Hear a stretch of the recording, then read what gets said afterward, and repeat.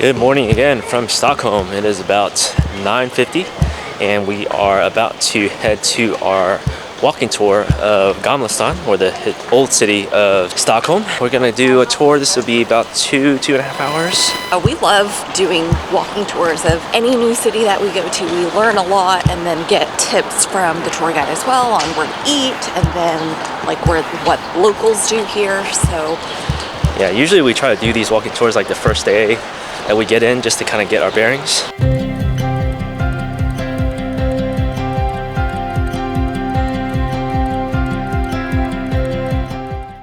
We just started the tour, and the first fact that we learned was that Stockholm was founded in 1252. It was actually an area that started as like a log city, and so the earl that founded the city basically wanted to extract a toll from all the ships that were crossing in this area. And then that king back there is King Gustav, and he was the king who actually commissioned the Vasa ship.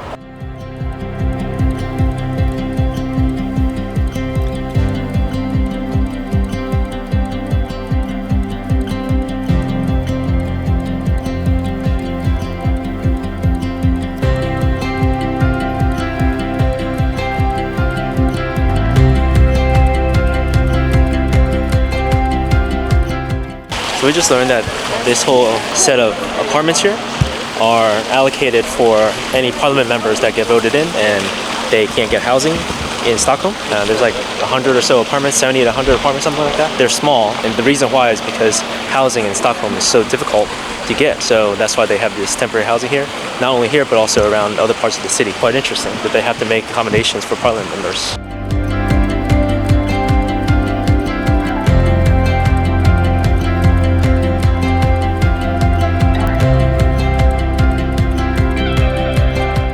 Our tour has led us to across from the City Hall where we were last night. Definitely a good spot to come if you want to take some good photos. So the City Hall is where they hold all the Nobel Prize banquets. Every December 10th, they have the banquet there. It's notable for that reason. I was asking our guide Oscar about housing here because we were talking about the housing shortage. He was actually telling me that in order to rent an apartment, there's really two systems. You can do it on the private market, or what they call a secondhand market, or you have to enter into this system, right? It's like basically it's a lottery system, and people could potentially wait 8 to 10 years to get an apartment through that system. So people a lot of times register when they're 18, and then when they're like 26, 28 is when they actually get an apartment. So yeah, housing here is quite interesting.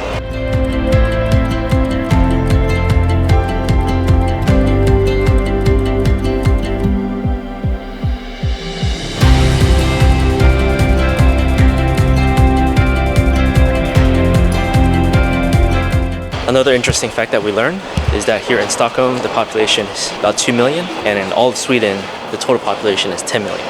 So 2 million out of the 10 million people here in Sweden all live here in or around Stockholm.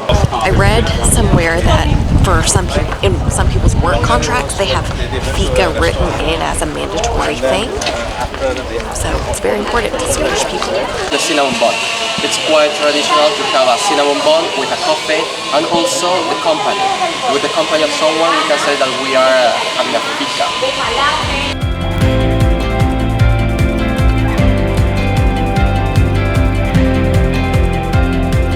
IKEA is a Swedish company. So in the 1400s and 1500s, there was a big issue between Denmark and Sweden. So it's funny because it carries on to this day, because in IKEA, they have some products that are using Danish names, and it's like the carpets and floor mats and things like that. Yeah, you're like stepping on Denmark. This is the royal palace behind me, but actually the royal family doesn't live here. But we just saw the change in the guard. That was pretty cool. What do you think of the tour? It was very informative. Very history heavy. I thought we would spend more time in Gamla stan, but we went around to all of the government buildings and learned about that. So I definitely think walking tours are worth it. You learn a lot, history, but also like local tidbits that you usually won't read elsewhere. Yep. So for instance, what we learned was that back then the government would tax you based on how many windows you had. So in order to pay less taxes, some of the local people started boarding up their windows, and you can still see it today. For some reason, they have not unboarded them. And we don't exactly know why. Well, I think it's because these buildings are like from the 1600s. And if you start messing with the structure, they potentially could literally fall down. We saw this bar earlier, but it's like a Texas Longhorn themed bar. Okay, so just asked the guy inside. He said the guy who owns this place is actually from Houston. I guess he's a rancher. He owned a bunch of cattle. And then he has actually 35 restaurants here in Sweden. So one of the other interesting history things that we learned is that main square back here, where the Nobel Museum is where in the 1500s, like I said, there was an issue between Denmark and Sweden. The Danes sent over a king that would rule over Sweden. They found out there was going to be a conspiracy against the Dane. So what they did was the Danish people invited all the Swedish nobility into the city hall, I guess, for a banquet. And then they basically murdered all of them. Locked them up and murdered all of them. And beheaded them in the square. So that's really the origin story of the modern Sweden is Gustav Vasa of the Vasa ship. Basically, he wasn't here, but then he learned that his family were killed because he was part of the nobility. He then went around Sweden for 3 years, gathering an army basically, and then uniting Sweden. And then he obviously defeated the Danish and became king of Sweden. So that was our experience with the city walking guide, the old city walking guide. The company that we use called Rainbow Guides, and they do, I think they have them every day, but you can just go check on their website and just make sure you make a reservation. They do tours every day at 10 o'clock.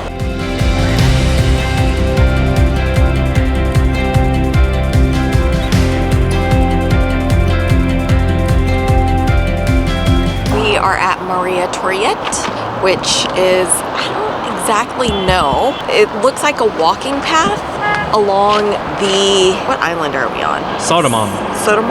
It's overlooking Norrmalm, which is over there, like the city center. And then Kungsholmen, which is this way, that has the city hall. So, yeah, it's nice. Yeah, we have City Hall over there. And then we came from down there where we were sitting next to the water over there. And then this is Gamla Stan back in this corner back there where there's the white church right there that's under renovation. That's Gamla Stan.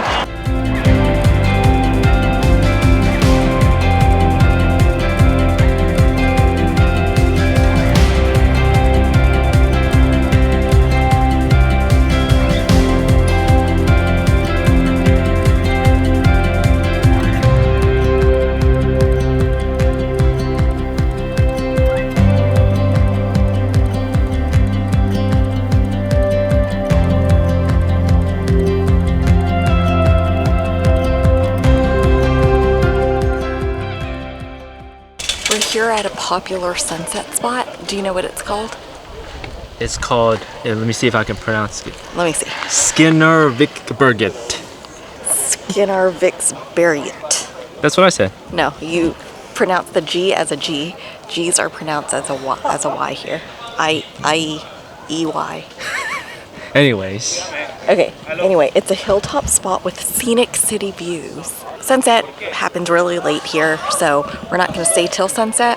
It is... But, like 8, no, it's like 7:45. But you get like that nice golden hour lighting right now. So we're going to go check it out. To the right, basically, over there, is where we were earlier this afternoon, which is a more like normal touristy area where most tourists go. But here is more locals. So people like bring their dinner up here, and so we'll climb up here and check it out.